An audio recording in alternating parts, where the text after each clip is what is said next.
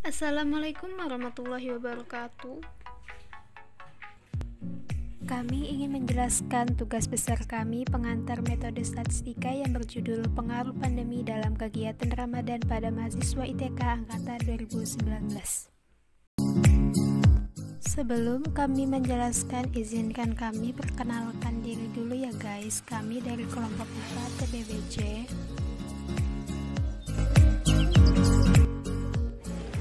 Perkenalkan, nama saya Jasmine Putri Utami, Prodi Teknik Mesin.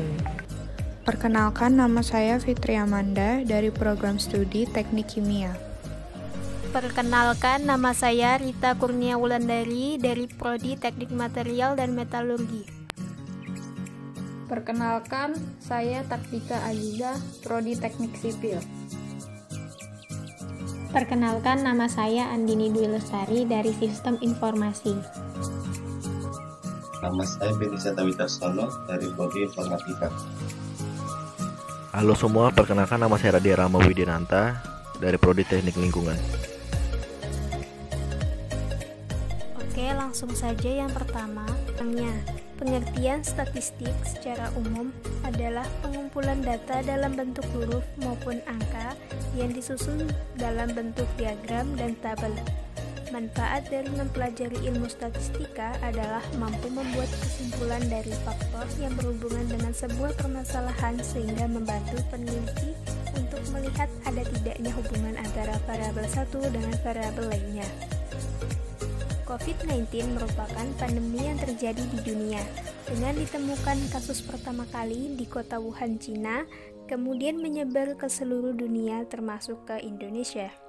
Dengan terjadinya pandemi ini, segala aktivitas yang biasa dilakukan di luar rumah jadi dialihkan di dalam rumah seperti bekerja dan ibadah. Pada saat bulan Ramadan tentu langsung saja yang dinantikan oleh seluruh umat muslim.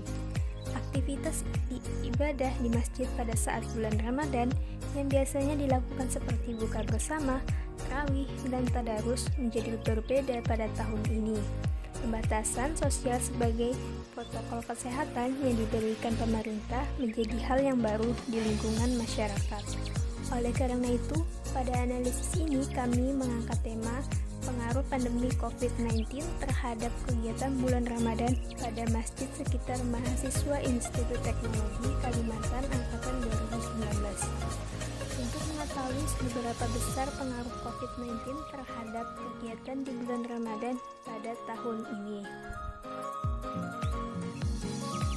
Rumusan masalah. Yang pertama, bagaimana mengumpulkan data pengaruh COVID-19 terhadap kegiatan bulan Ramadan pada masjid sekitar mahasiswa Institut Teknologi Kalimantan Angkatan 2019 dengan menggunakan metode. Yang kedua, bagaimana aktivitas ibadah yang dilakukan saat pandemi COVID-19 di bulan Ramadan pada masjid sekitar mahasiswa Institut Teknologi Kalimantan Angkatan 2019. Yang ketiga, bagaimana estimasi dan uji hipotesis terhadap kegiatan bulan Ramadan pada masjid sekitar mahasiswa Institut Teknologi Kalimantan Angkatan 2019. Tujuannya yang pertama, untuk mengumpulkan data kegiatan bulan Ramadan sekitar masjid mahasiswa Institut Teknologi Kalimantan Angkatan 2019.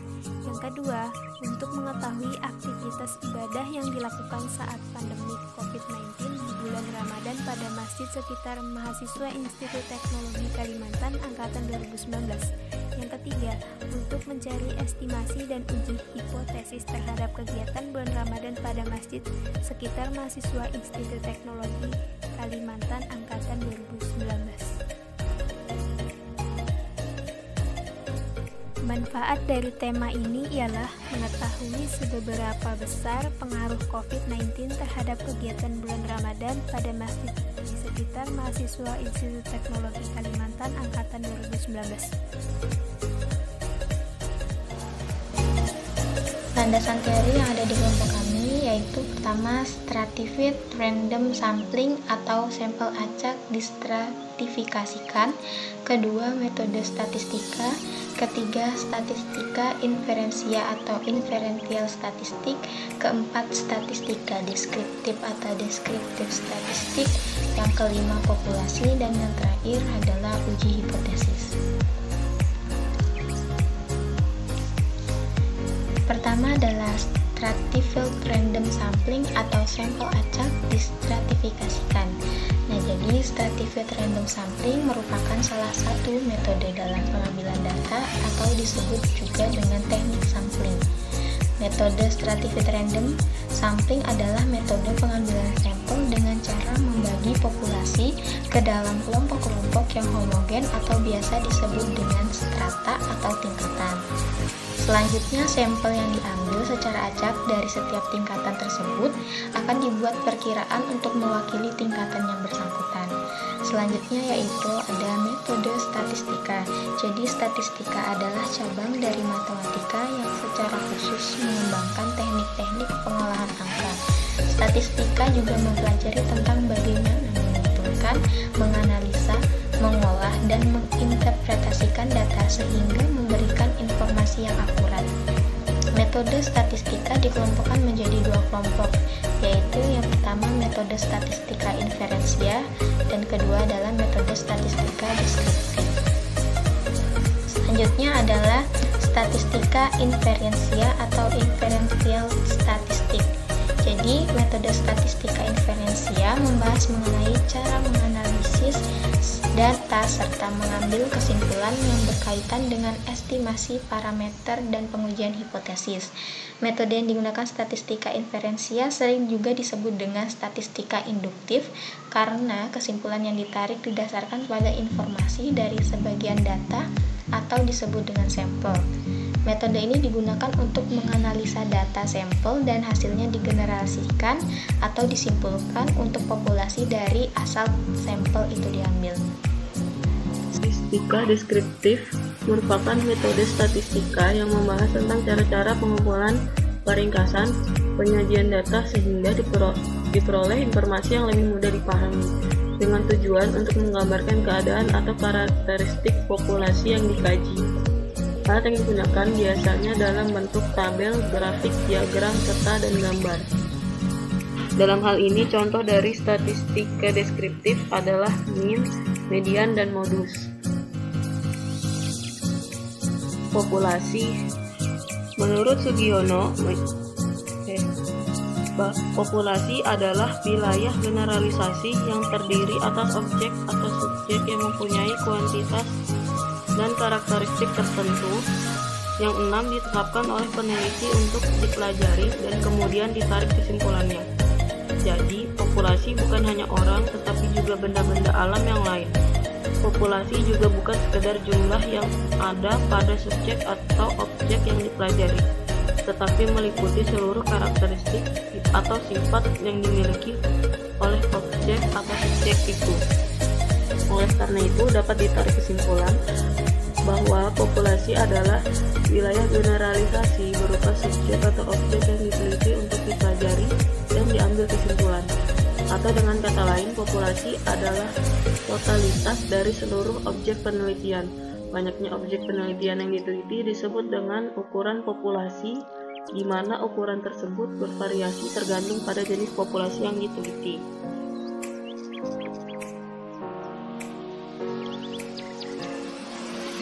Uji hipotesis merupakan cabang ilmu statistika inferensial yang dipergunakan untuk menguji kebenaran suatu pernyataan secara statistik dan menarik kesimpulan apakah menerima atau menolak pernyataan tersebut. Pernyataan ataupun asumsi sementara yang dibuat untuk diuji kebenarannya tersebut dinamakan dengan hipotesis atau hipotesa. Tujuan dari uji hipotesis adalah untuk menetapkan suatu dasar sehingga dapat mengumpulkan bukti yang berupa data-data dalam menentukan keputusan apakah menolak atau menerima kebenaran dari pernyataan atau asumsi yang telah dibuat. Pengambilan keputusan dalam uji hipotesis dihadapi dengan dua kemungkinan kesalahan, yaitu kesalahan tipe 1 dan kesalahan tipe 2. Kesalahan tipe 1 merupakan kesalahan yang diperbuat apabila menolak hipotesis yang pada hakikatnya adalah benar. Probabilitas kesalahan tipe 1 ini biasanya disebut dengan alpha risk atau resiko alfa. Alpha risk dilambangkan dengan simbol alfa. Kesalahan tipe 2 merupakan kesalahan yang diperbuat apabila menerima hipotesis yang pada hakikatnya adalah salah. Probabilitas kesalahan tipe 2 ini biasanya disebut dengan beta risk atau resiko beta. Beta risk dilambangkan dengan simbol beta. Dalam pengujian hipotesis, diperlukan membuat dua pernyataan hipotesis, yaitu pernyataan hipotesis 0 dan pernyataan hipotesis alternatif. Pernyataan hipotesis 0 merupakan pernyataan yang diasumsikan benar, kecuali ada bukti yang kuat untuk membantahnya.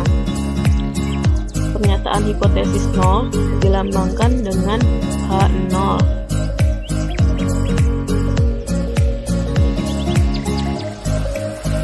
Pernyataan hipotesis alternatif dilambangkan dengan H1 atau HA. Pernyataan hipotesis alternatif merupakan pernyataan yang dinyatakan benar jika hipotesis 0 berhasil ditolak.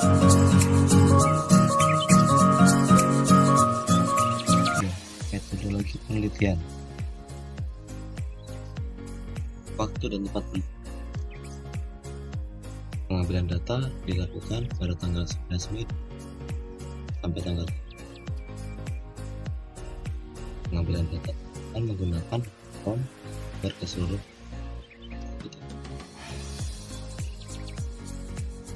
tempat pengambilan data pada penelitian adalah tempat tinggal responden yang telah mengisi.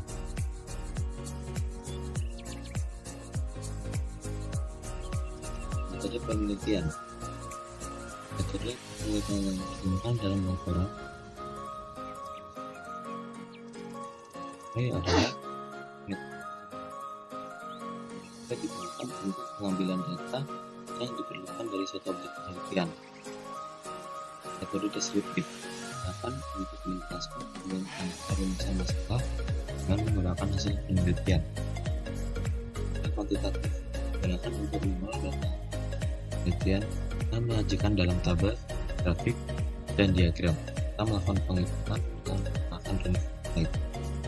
Metode kualitatif untuk memberikan hasil analisis berupa kesimpulan terhadap suatu rumus masalah yang dibahas.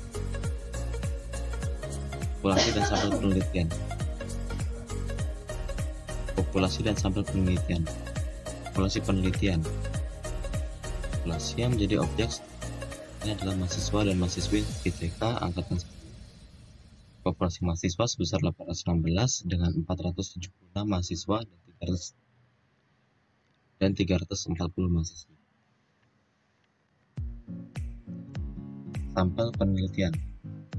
Sampel yang menjadi objek dalam penelitian ini adalah mahasiswa dan mahasiswi yang diperoleh dari pengambilan sampel terhadap populasi mahasiswa dan mahasiswi di Kalimantan menggunakan teknik simple random sampling dengan acuan pengambilan geografikal menggunakan jumlah bin.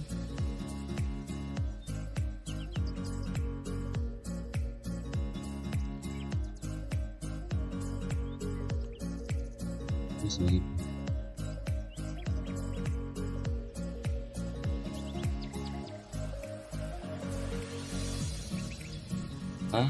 didapat Kevin dan 89 dan 50 laki-laki dan perempuan sebagai instrumen penelitian dengan tujuan pengaruh pandemi terhadap bulan Ramadan. Masjid sekitar mahasiswa Institut Kalimantan 2019. Ini adalah nama tim jenis kelamin laki-laki Pertanyaan pertama, dengan adanya peraturan dari pemerintah untuk rumah saja, apakah masjid di sekitar rumah Anda tetap melaksanakan peraturan? Ya, dan opsi jawaban ya dan tidak. Apakah masjid di sekitar rumah Anda melaksanakan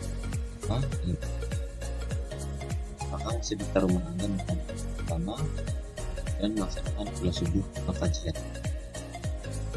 Lalu pengelolaan zakat fitrah per masing-masing masjid di sekitar rumah dengan COVID-19. Pengumpulan data menggunakan stratified random sampling atau sampel acak stratifikasi, yaitu dengan mensampling beberapa orang kelompok tertentu dalam satu populasi.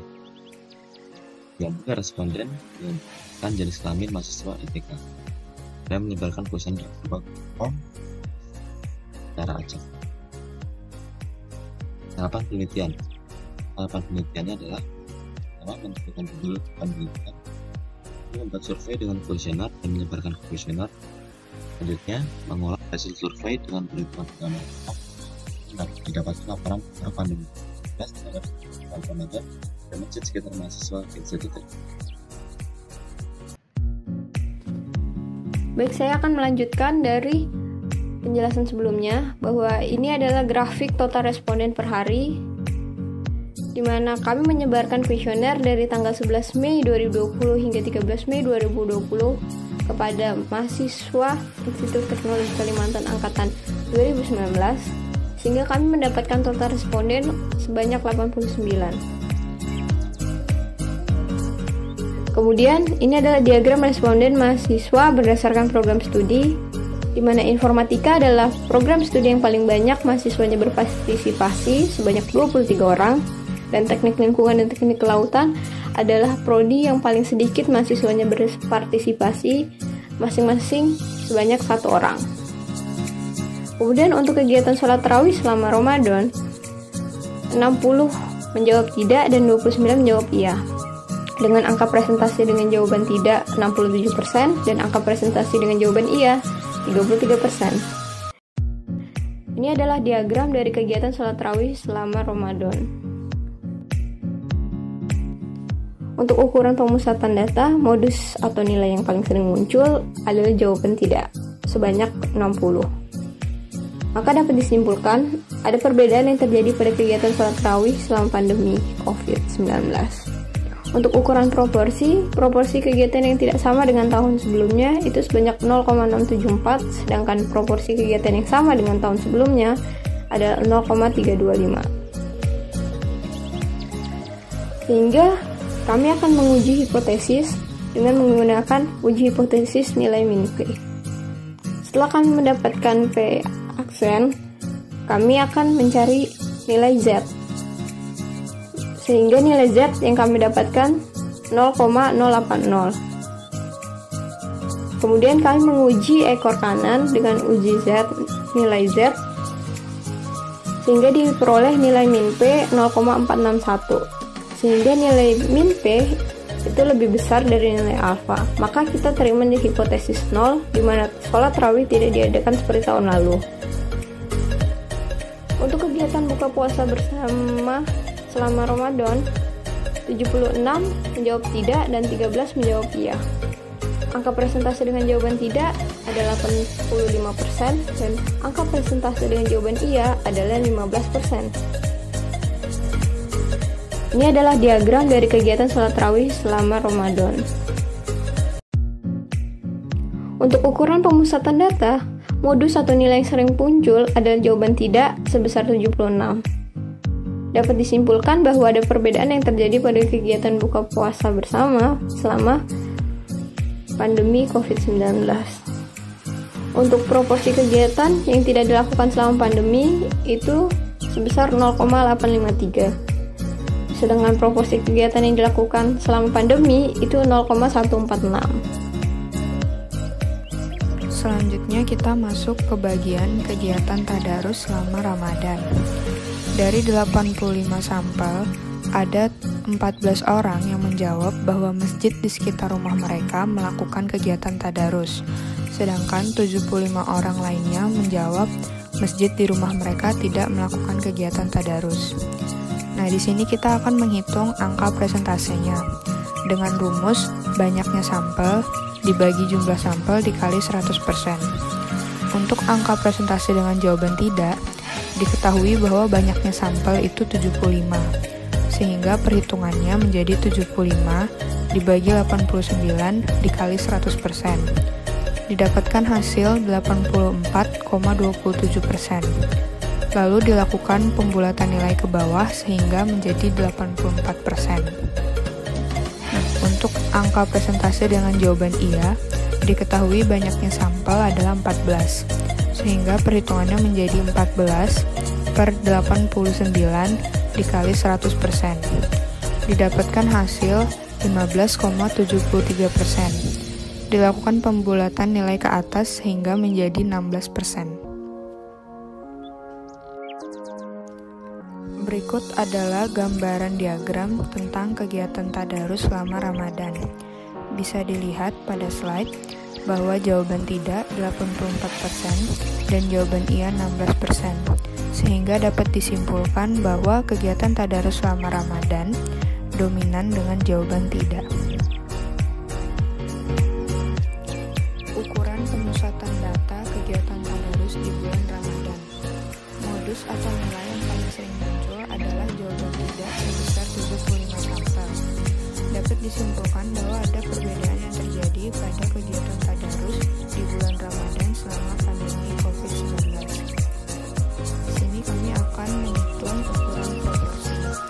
Ada dua jenis proporsi yang akan dihitung, yaitu proporsi kegiatan yang tidak dilakukan selama pandemi dan proporsi kegiatan yang dilakukan selama pandemi. Pertama, untuk proporsi kegiatan yang tidak dilakukan selama pandemi, rumusnya adalah P/P sama dengan jumlah sampel dibagi jumlah sampel, yaitu 75 dibagi 89, didapatkan hasil 0,842.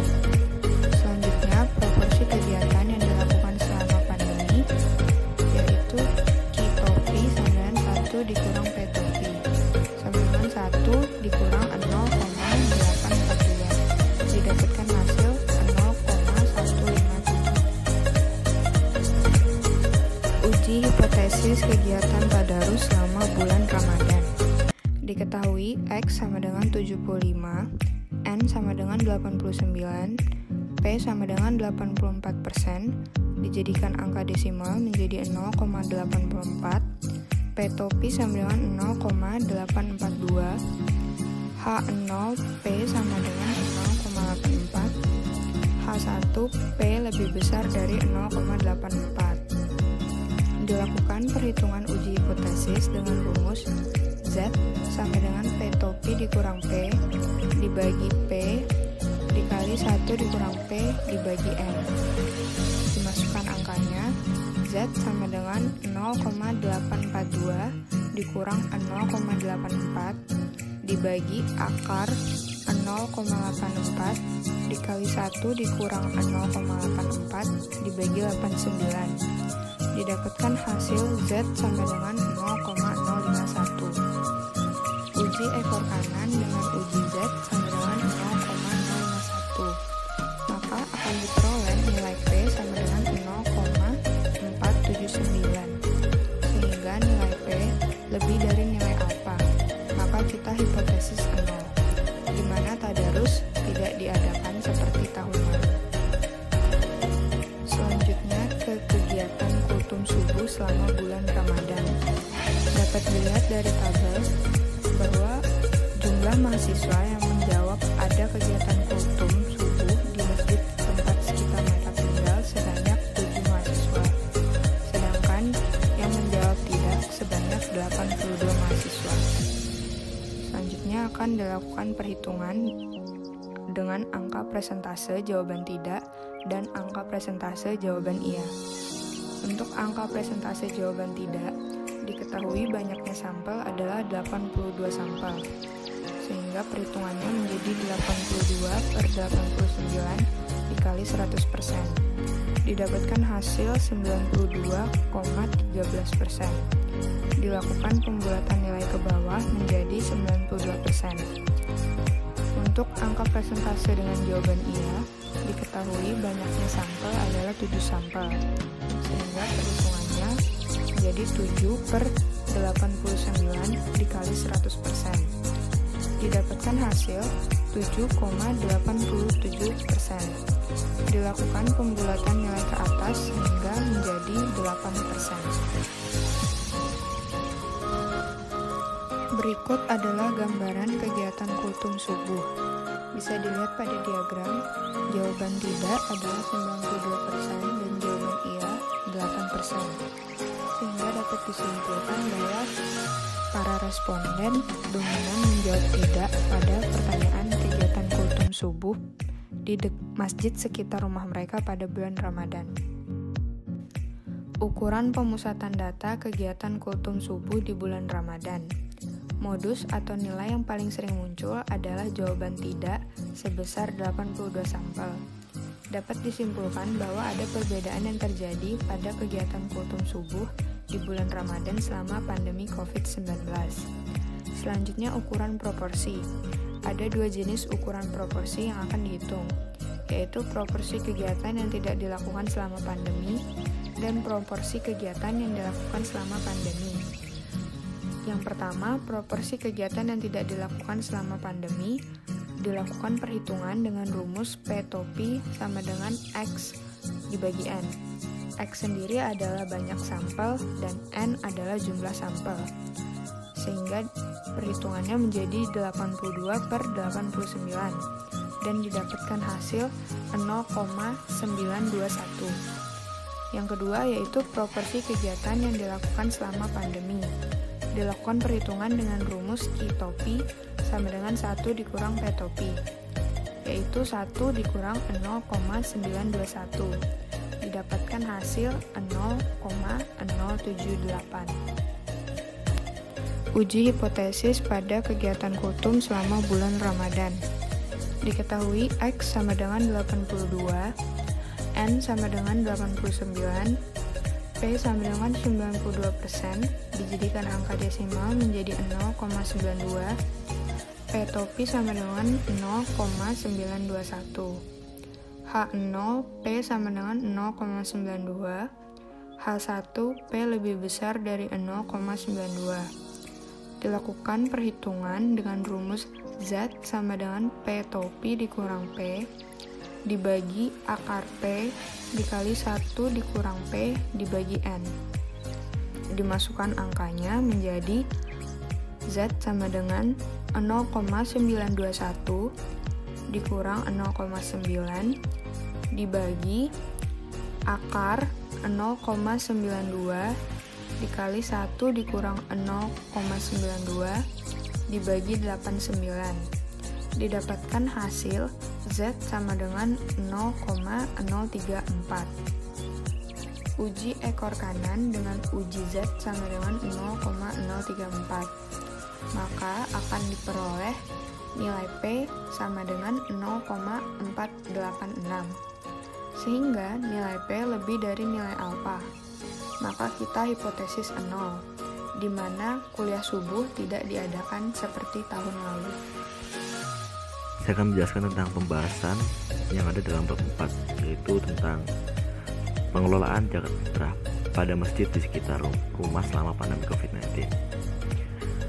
Setelah ini didapat dibagi menjadi 4 kelompok dengan cara pengelolaan yang berbeda. Yang pertama dengan cara pengelolaan online dengan jumlah responden 10, lalu ada cara pengelolaan dengan kurang tahu atau masih belum tahu dengan jumlah 19 responden, lalu ada cara pengelolaan dengan masjid dengan 53 responden, lalu ada cara pengelolaan dengan panitia datang ke rumah dengan 7 responden.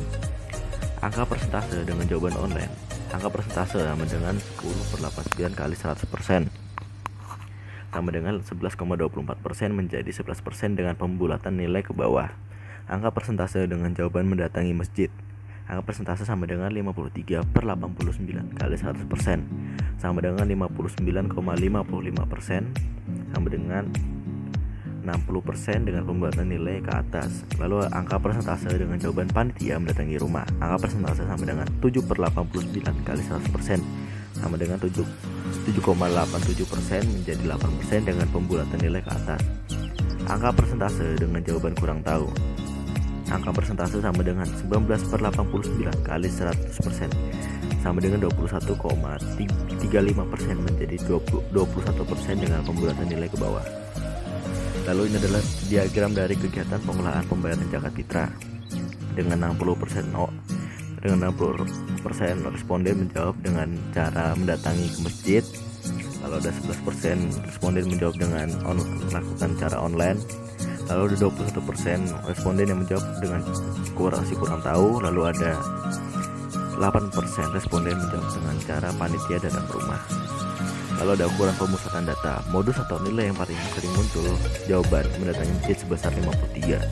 Dapat disimpulkan bahwa tidak ada perbedaan yang terjadi selama kegiatan pembayaran zakat selama pandemi COVID-19.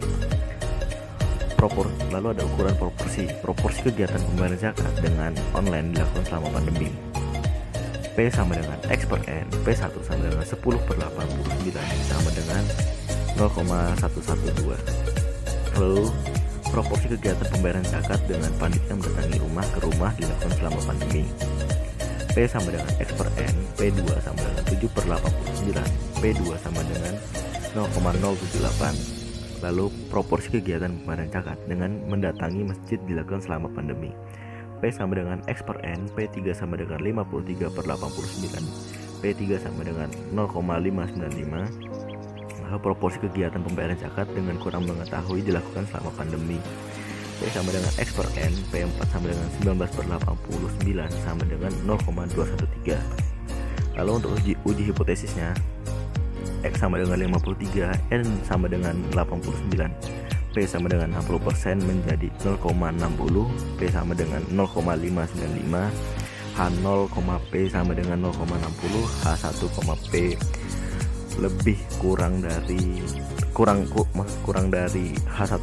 P kurang dari 0,60, Z sama dengan P kurang P per akar P kali 1 kurang P per N, Z sama dengan 0,595 dikurang 0,60 per akar 0,60 kali 1 minus 0,60 per 89 menjadi sama dengan minus 0,096.